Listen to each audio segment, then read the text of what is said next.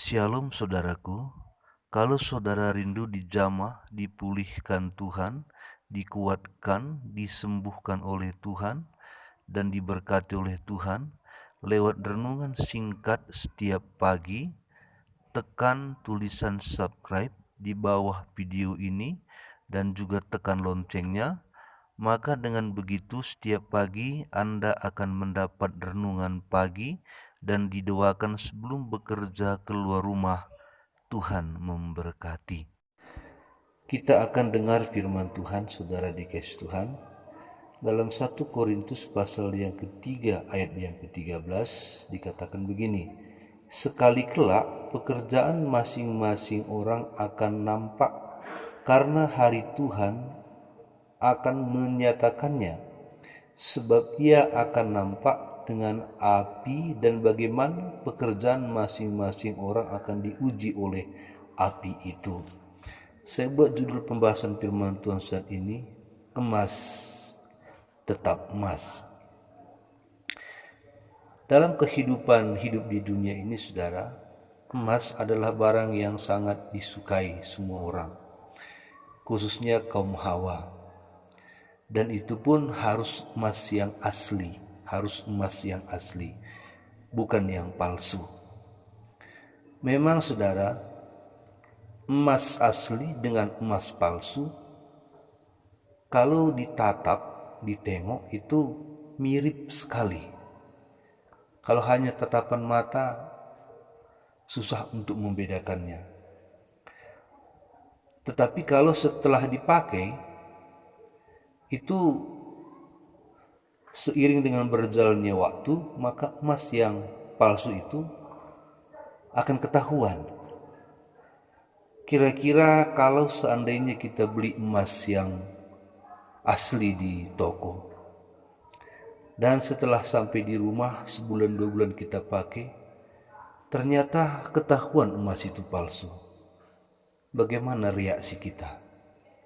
Tentu pertama waktu kita pakai, dilihat orang, itu kalung yang kau pakai itu kok warnanya berubah.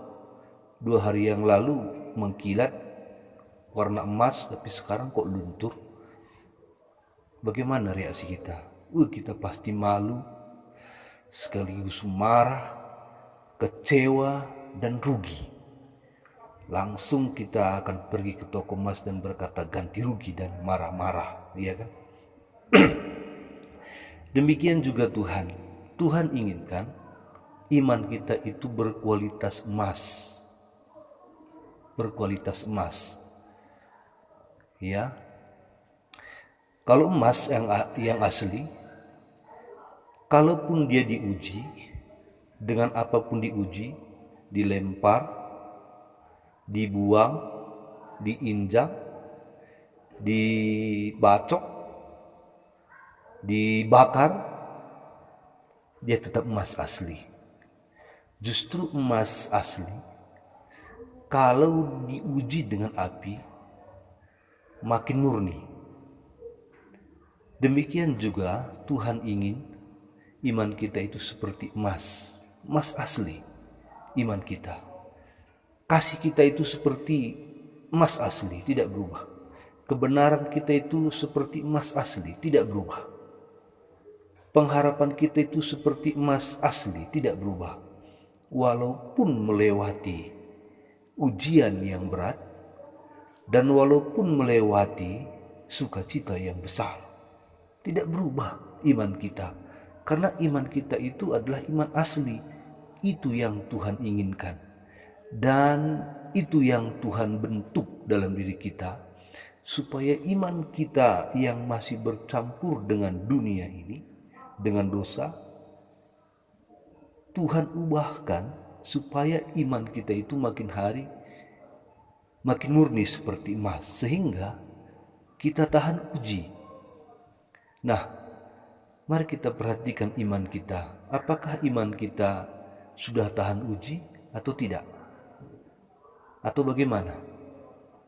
Nah, kalau ternyata waktu Tuhan menguji pekerjaan, ya, harapan kita, kasih kita, iman kita, kebenaran kita, waktu dia uji dan ternyata iman kita itu luntur. Waktu diuji ternyata kasih kita itu luntur, tidak mengasihi lagi. Waktu diuji iman kita itu tidak beriman lagi kepada Kristus. Kebenaran kita itu tidak benar lagi. Ya, contoh pada saat seseorang bekerja di satu kantor dan ternyata di kantor itu ada dana masuk besar.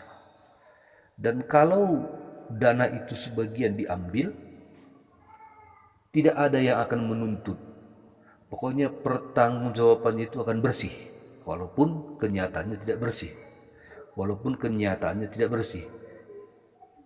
Dalam hal seperti ini, iman, kasih, kebenaran seseorang akan luntur kalau ternyata imannya itu iman palsu.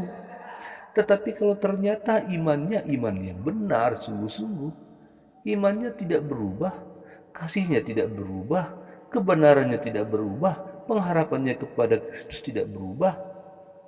Nah, kalau ternyata iman kita berubah karena itu, Tuhan pasti kecewa dan marah. Kita saja kepada emas yang harganya kalau 2 mayam sekitar 6 juta sekarang, kalau itu palsu, pasti kita marah kan kepada yang menjualnya itu. Begitu juga dengan Tuhan. Kalau Tuhan dapati iman kita iman palsu, ternyata yang diharapkan iman asli, apa yang akan Tuhan buat kepada kita? Jadi mari saudara, kita semua berusaha supaya iman kita menjadi iman yang asli. Amin. Supaya kita berkenan kepada Tuhan. Inilah jadi renungan kita di hari ini. Tuhan Yesus memberkati. Sekarang kita berdoa bagi saudara yang butuh untuk didoakan. Kita berdoa. Bapa dalam surga, Engkau tahu, Engkau mengerti setiap anak-anak Tuhan yang sudah dengar firman-Mu saat ini dan sudah menyembah Engkau. Yang sakit Tuhan, mari Engkau sembuhkan. Yang sakit kanker, tumor, asam urat, asam lambung, sakit di mata, sakit di kaki, atau di mana saja penyakit yang diderita anak-anak-Mu. Hamba-Mu berdoa dalam nama Yesus. Penyakit itu sembuh dalam nama Yesus. Terima kesembuhan. Terima. Bagi anak Tuhan yang butuh pemulihan ekonomi, Tuhan Yesus jamah setiap pekerjaan mereka dalam nama Yesus. Turunlah tangan Tuhan untuk menyelesaikan setiap masalah ekonomi menjadi berhasil semua. Anak-anak Tuhan yang butuh pemulihan keluarga, dalam nama Yesus, terima pemulihan keluarga. Anak-anak Tuhan yang butuh pekerjaan, dalam nama Yesus, Tuhan buka pekerjaan. Anak-anak Tuhan yang masih lajang, yang butuh teman hidup, dalam nama Yesus, Tuhan berikan teman yang terbaik, teman hidup yang terbaik. Terima kasih banyak Bapa. Atau apa saja pekerjaan anak-anak Tuhan atau doa anak-anak Tuhan, Tuhan Yesus Engkau tolong semua, Engkau berkati. Terima jawaban doa dalam nama Yesus, Haleluya, amin. Jangan lupa saudara subscribe channel kita ini dan tekan loncengnya supaya setiap kami posting nanti video ada pemberitahuan kepada saudara. Jangan lupa like dan komen. Tuhan Yesus memberkati.